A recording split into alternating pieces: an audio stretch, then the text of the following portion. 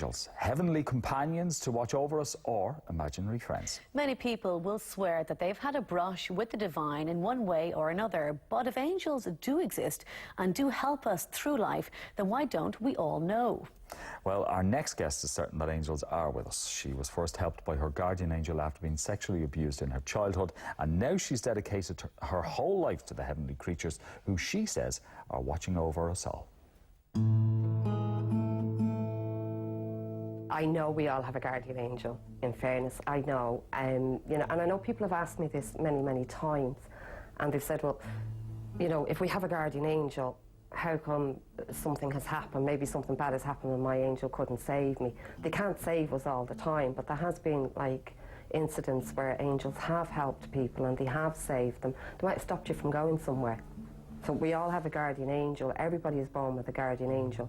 You know, they're there with us from the moment that we're conceived, and they stay with us until we leave this life and go on into heaven and go on into the next life. But, you know, I think if everybody sort of talks to their guardian angel, and I feel if everybody just tries to communicate, they'll be quite pleasantly surprised at how they'll communicate back with us. I'm looking at you and I see an angel wing behind you, and that, you know, that's her letting me know that you've already, in your own little way, have, you know, asked an angel, well, if you're there.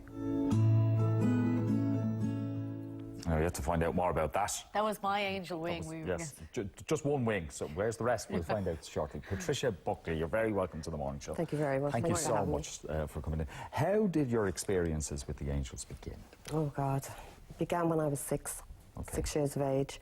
Obviously, I didn't know they were angels. I hadn't a clue. I didn't know what it was. And it was, I just kept seeing all these lights. And then I saw a little boy who I thought was real. It was in the bedroom of my nan's house, and it turned out, no, he was a little spirit boy.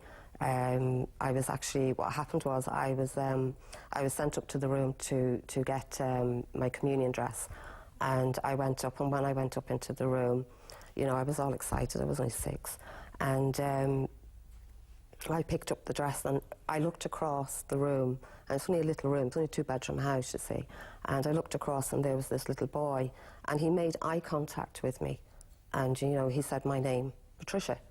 And I suppose in the excitement and all, I kind of thought, my nan's going to kill him for being in the room because he shouldn't be here. You know, he doesn't belong in the family, he shouldn't be here.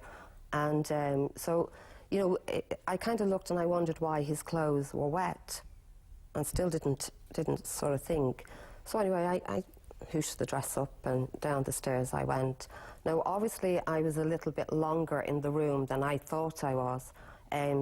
So when I got down the stairs, Mum had said to me, you know, what kept you? And I said, well, I was talking to the little boy. And she said, what little boy? I said, he's up in the back bedroom, in the room. I said, but his clothes are all wet. And she gave me a clatter. And I suppose, I don't know, it was shock, I suppose. And she said to me, don't be saying things like that, Patricia, she said, because you won't be allowed to make your Holy Communion. So that was sort of the first, I suppose, experience with Spirit World.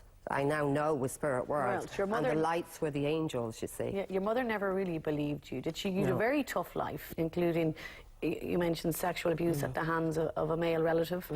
The angels, you say, helped you throughout all this early childhood. They were there for you in some shape or form. Yeah. But you eventually left them and went on, and you decided to turn your back on them in later life.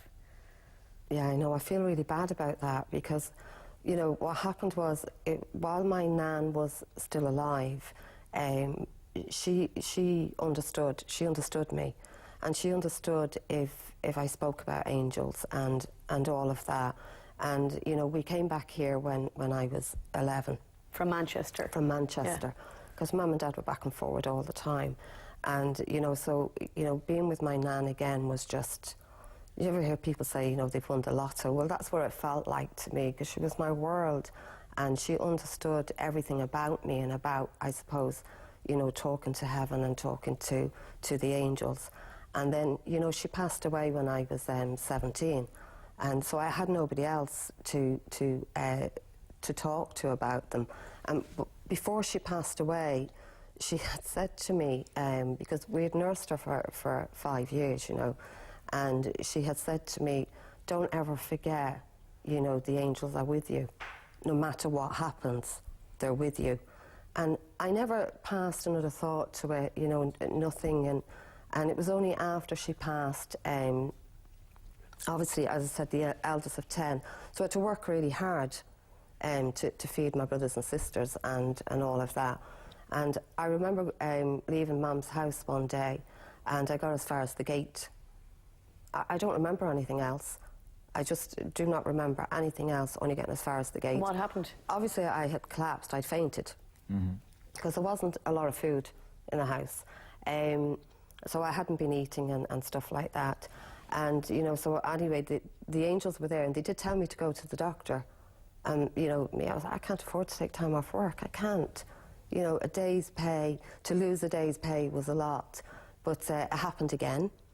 And eventually I went to the doctor, and, you know, the family doctor was very good. He knew me very well. And he said, you know, Patricia, you're suffering from exhaustion. So, you know, you need to take a break. And I said, well, I can't do that.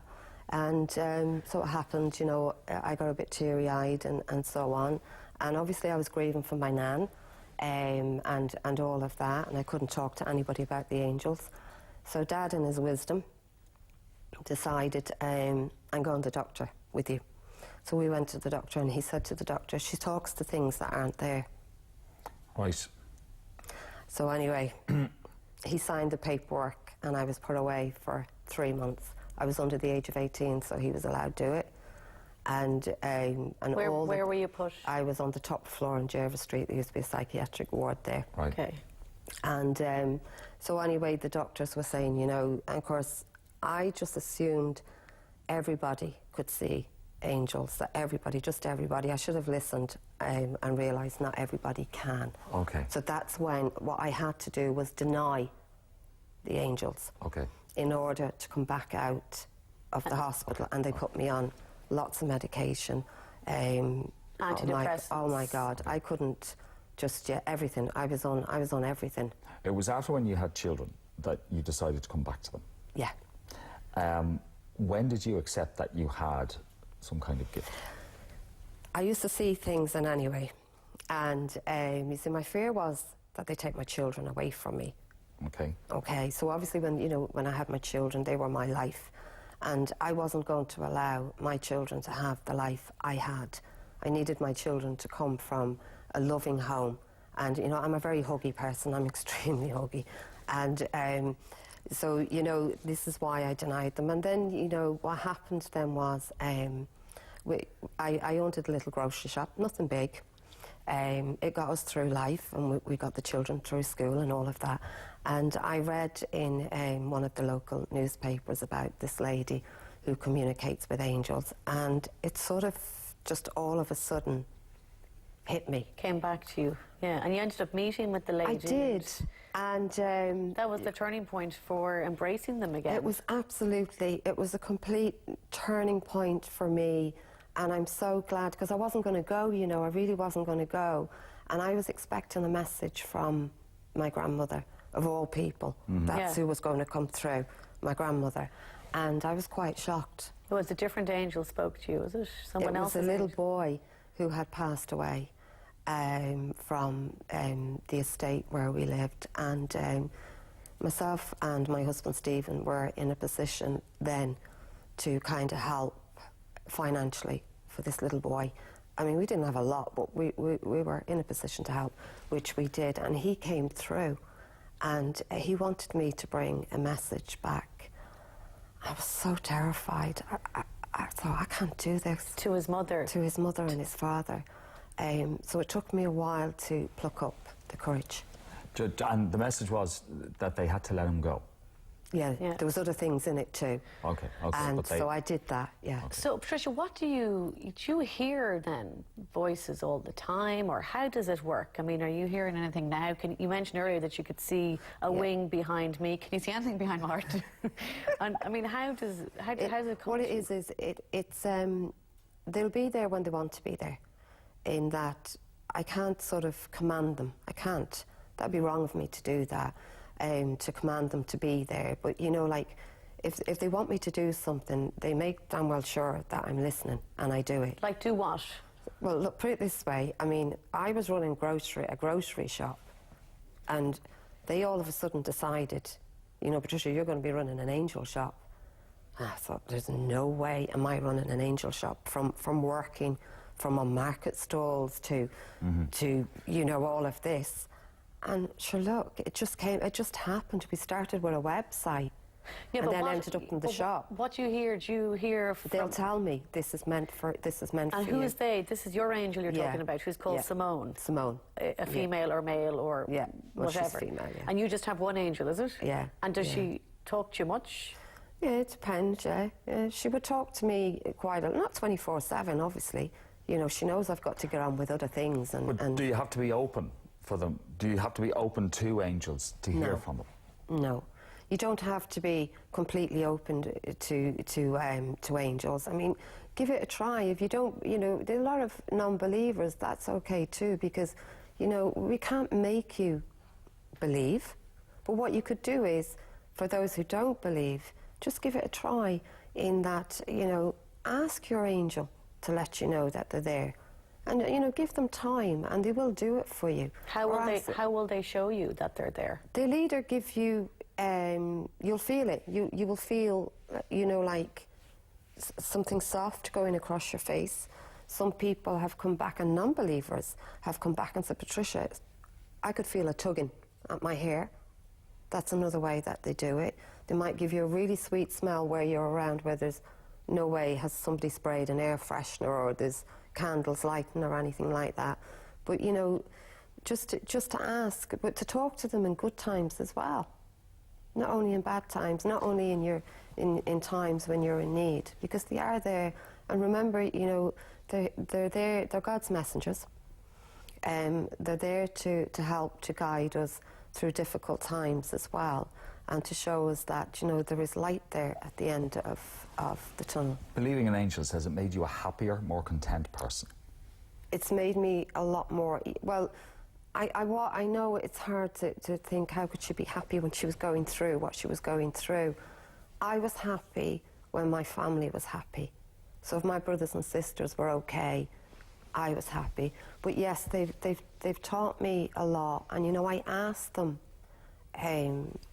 why did I go through so much? And, you know, they'd said to me that it would be explained in many years to come, which has actually happened, because, you know, I never thought I'd write a book. I didn't. And there you go. And this is the book, My Journey with the Angels, an inspiring true story of healing and the wisdom of the angels. And all, I suppose your story is in this. My story is in that, and I'm working on the second book now at the moment. Well, so. Unfortunately, Patricia, I know, unfortunately we've run out of time. I know a lot of people will, because a lot of people are very interested in angels, and I know any time we do it, we get a great response. The book is there. You also have a shop, and many thanks for coming on this morning. And a second shop on the way soon. The second one is on the way. It's opening in Ashburn. Okay. Yeah. Okay. Thank you so much. Okay, thank you very much. And you at home may have a story for us on the show.